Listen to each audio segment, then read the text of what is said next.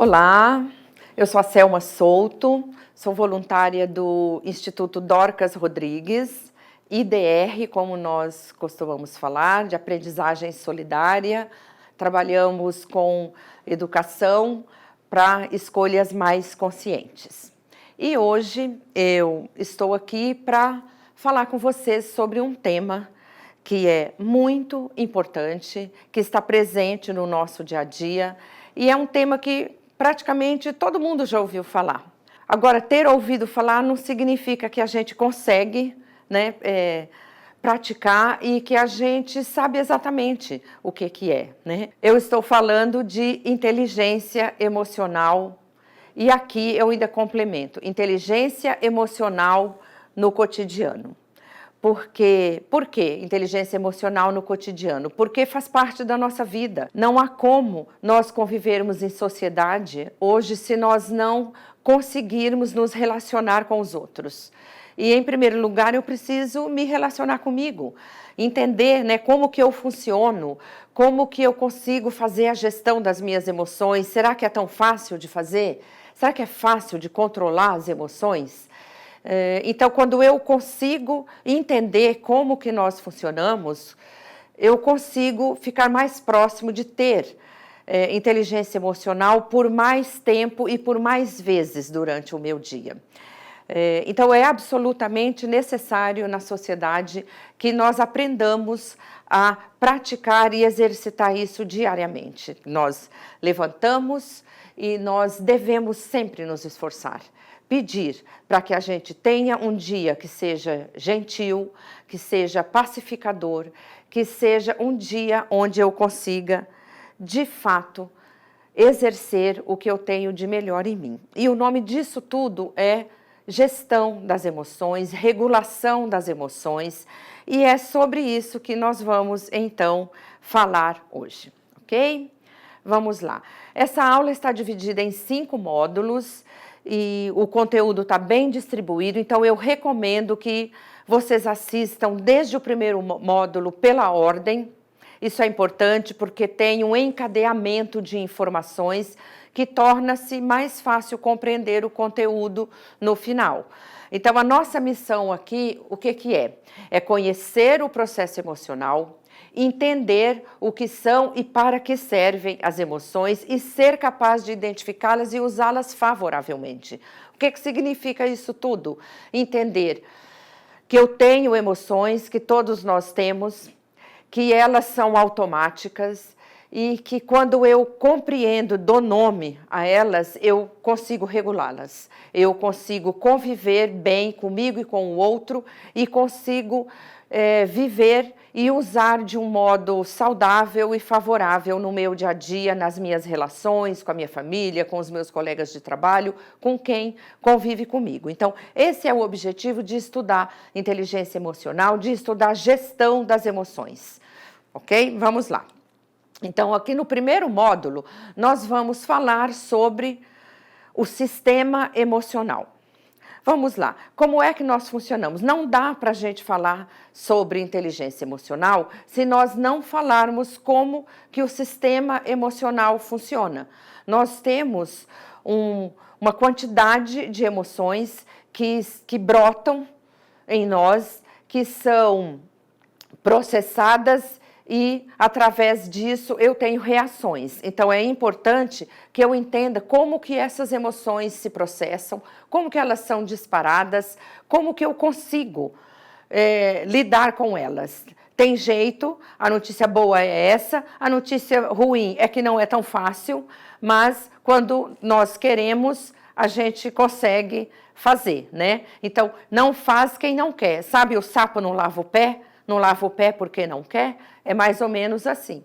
Não consegue quem não quer, porque é possível, o conhecimento está aí. Então, minha ideia aqui é contribuir com vocês, trazendo um pouco para ajudar nesse processo todo. Então, de cara, eu já trago aqui uma notícia de que nós não somos, assim, tão racionais quanto nós imaginamos. Olha só. Entre todos os animais, toda a cadeia na natureza, nós, humanos, Sempre achamos que a gente está no topo da cadeia alimentar porque nós somos superiores aos demais. Isso sempre passa pela nossa cabeça, né? Agora, nós somos superiores em que sentido? Como que a gente chegou até aqui no topo da cadeia alimentar? Nós não somos os mais fortes, os mais velozes, os mais ágeis.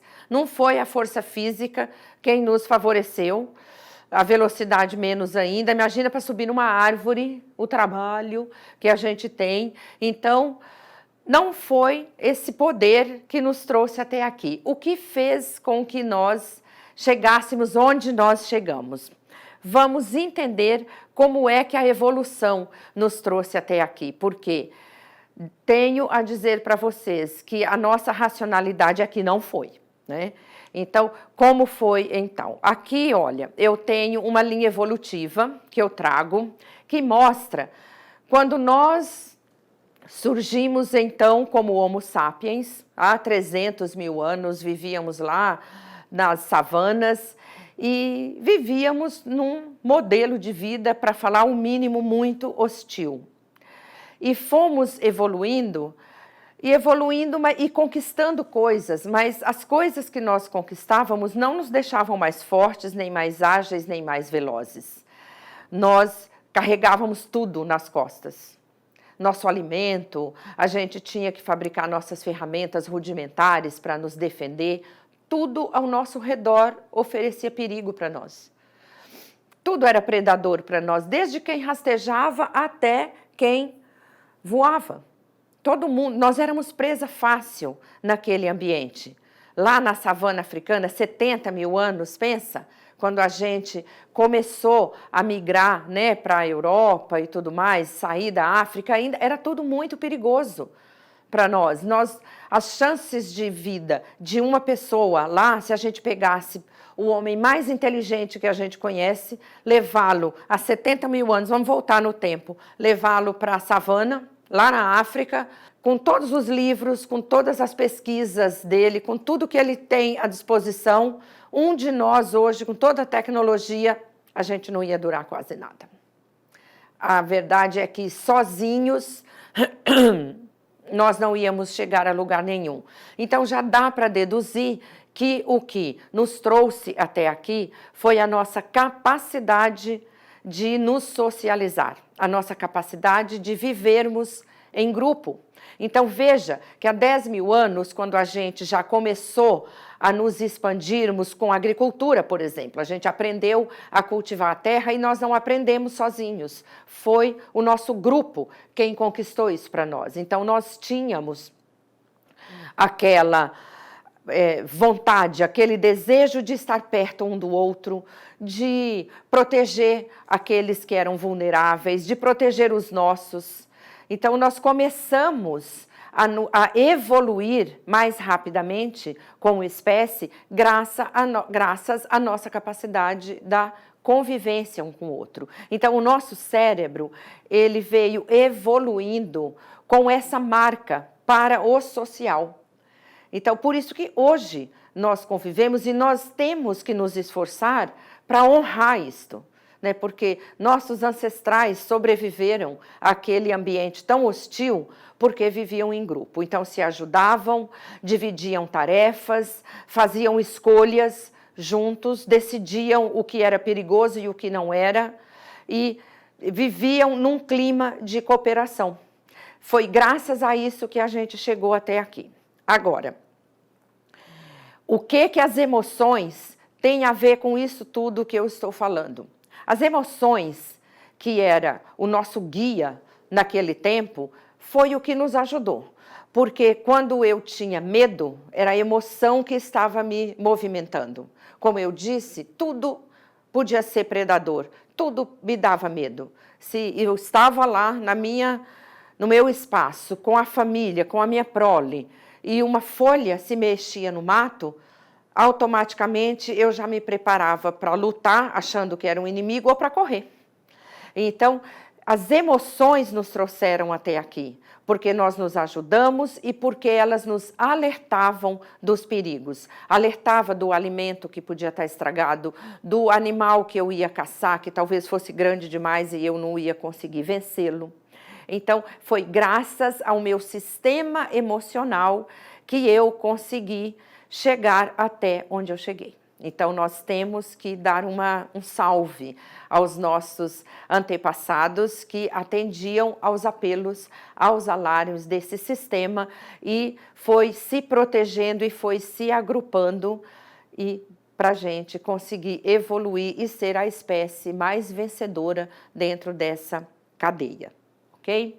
Muito bem, então, eu costumo dizer que nós temos 3 grandes forças dentro de nós.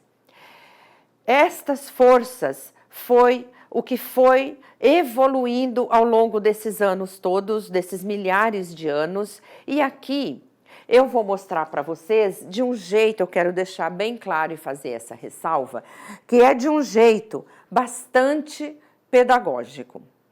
É uma forma didática de explicar o funcionamento do nosso cérebro. Eu trago aqui a teoria de triuno, de 3 cérebros. É claro que nós não temos 3 cérebros, mas essa teoria, para explicar, ela ajuda, porque simplifica o entendimento para o que a gente quer nessa aula, que é entender o nosso processamento emocional, chegando no racional, tá? Então, vamos lá. Vamos dizer que a nossa primeira grande força é a nossa área do instinto, é o nosso cérebro instintivo. Tá vendo o desenho aí de um réptil? Porque é como os répteis mesmo vivem. Os répteis, eles vivem buscando a sobrevivência, as funções vitais, a procriação, eles botam muitos ovos porque um ou outro vai vingar. Então, eles não têm um sistema emocional. Eles não convivem com nada além do instinto de salvar a pele, né? E mais ou menos como nós nos primórdios. Nós queríamos amanhecer vivo no dia seguinte. Então, o nosso instinto, ele era muito presente. Quando a gente encontrava bastante comida, a gente comia muito, até explodir. Porque vai que amanhã eu não encontro, então hoje eu preciso garantir o alimento, as calorias, alimento muito calórico. Então eu carregava, eu armazenava, né? E aí vem outra emoção em seguida, né? O instinto de preservação e se isso estraga, como que eu faço? Então veja que a gente vivia ali numa corda bamba, né? Então essa área instintiva que fica ali na base, né? Serviu-nos e nos proporcionou evolução. Muito bem. Continuamos no nosso processo de evolução e o nosso cérebro desenvolveu a área emocional. Tá vendo um cachorrinho? Porque é o cérebro dos mamíferos, vamos dizer assim, todos os mamíferos. Então, é aqui onde brotam as nossas emoções. Todos nós temos emoções, todos os mamíferos têm emoções. A diferença entre nós e eles é que nós transformamos essas emoções em sentimentos. E os demais mamíferos, não. Eles sentem tristeza, eles sentem afeto, eles sentem medo, sentem alegria. Haja vista quando nós chegamos em casa, né? Os nossos cachorros, até os gatos, né? Minhas gatas também até que ficam alegres quando eu chego. Então, essa é uma parte que foi totalmente desenvolvida com os mamíferos. E nós aí também. Então, era aqui que nós éramos absolutamente governados e sobrevivíamos graças à emoção do medo, à emoção da alegria, da tristeza que nos fazia nos juntarmos uns com os outros, do nojo que nos fazia repudiar algo que pudesse nos fazer mal. Então, essas emoções todas brotavam aí e iam me alertando e eu fui sobrevivendo assim. Até desenvolver a nossa parte mais nova do cérebro, que é o nosso cérebro racional, é o neocórtex, essa parte azul. Então, é aqui onde eu executo planejamentos, onde eu tenho as memórias afetivas, ficam aí guardadas, onde eu desenvolvo vínculos, cooperação, colaboração.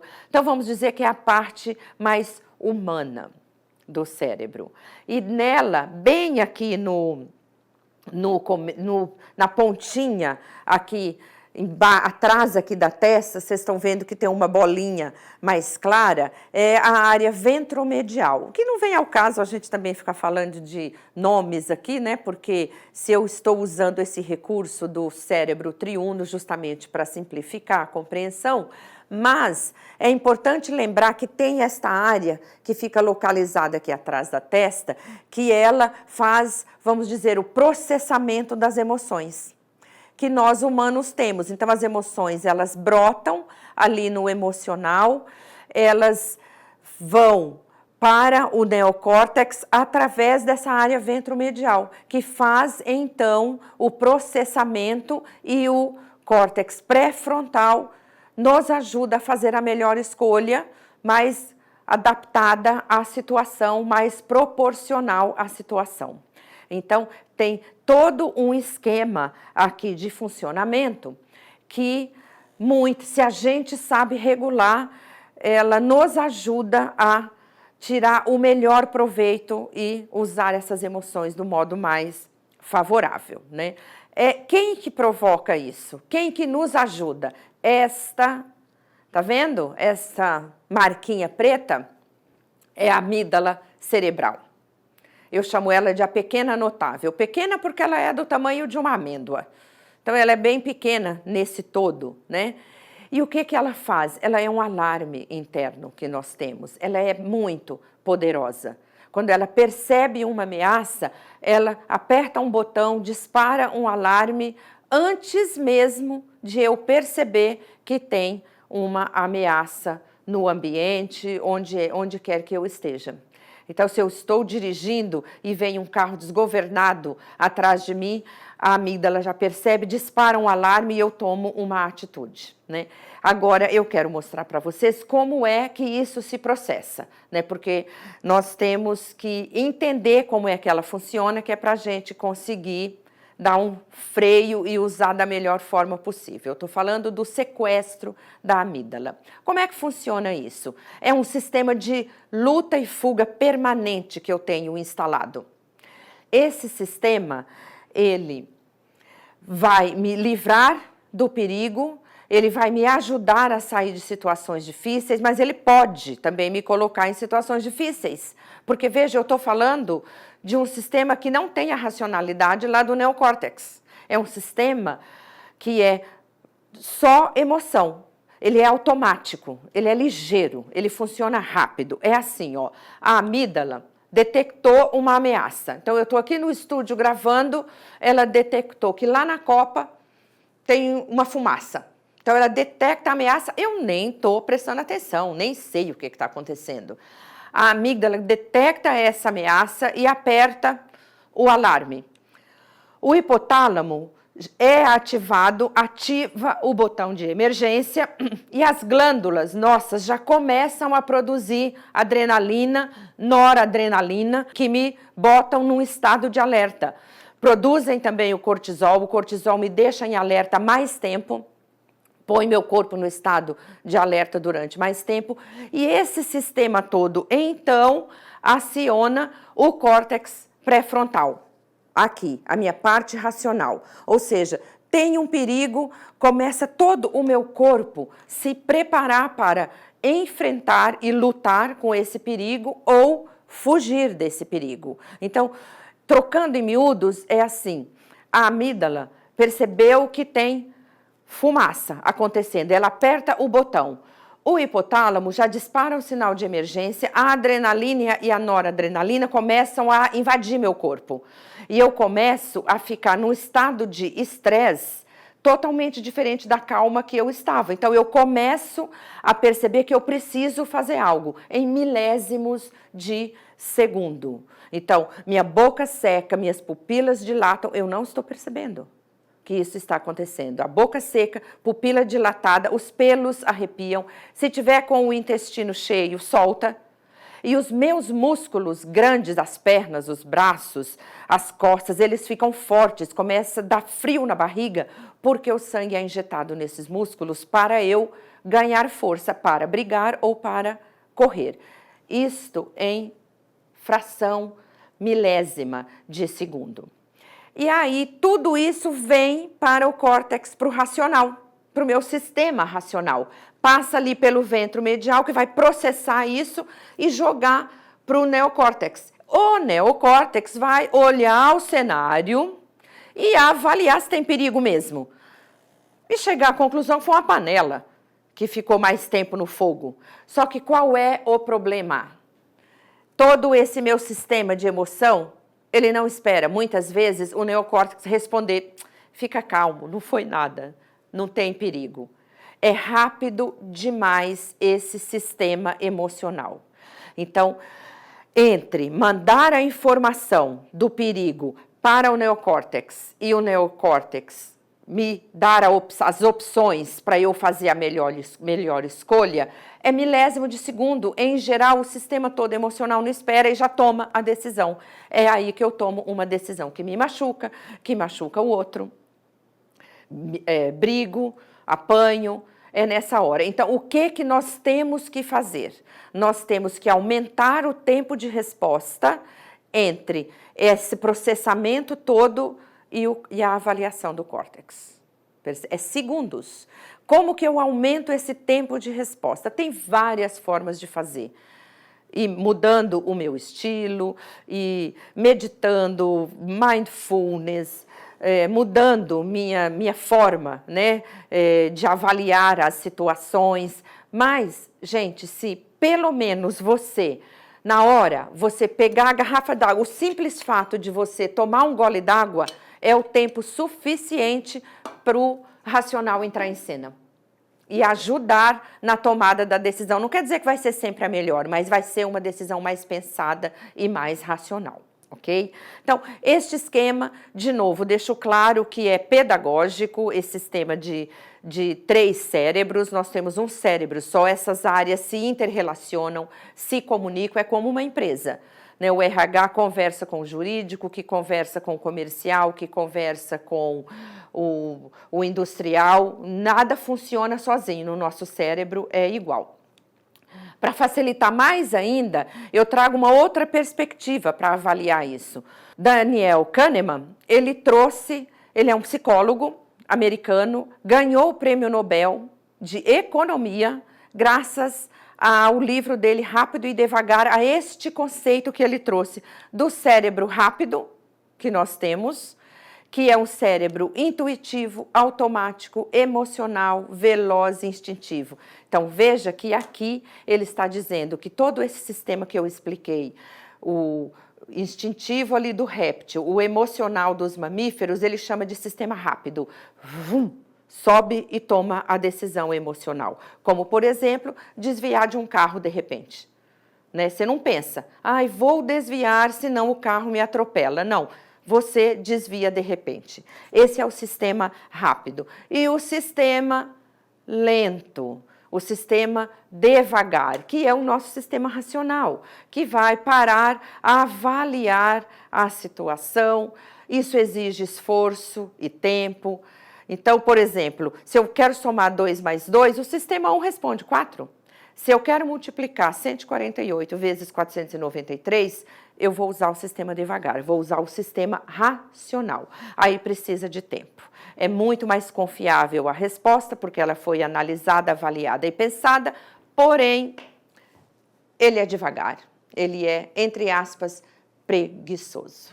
Então, é preciso que eu aprenda, novamente eu digo, aumentar o tempo de resposta entre o fato, porque emoção nada mais é do que a resposta do meu corpo a algo que está acontecendo do lado de fora. Então, quando eu vejo aquilo e eu aumento um milésimo de segundo o tempo de resposta antes de agir, eu tendo a tomar uma decisão um pouco mais acertada. Bom, tomara que tenha ficado claro para vocês esse conceito de processamento emocional e racional, e infelizmente a notícia não é boa, a gente não é tão racional como a gente pensa, né? E termino aqui o módulo 1, espero vocês no módulo 2 para a gente falar sobre emoções e a tomada de decisão. Até lá!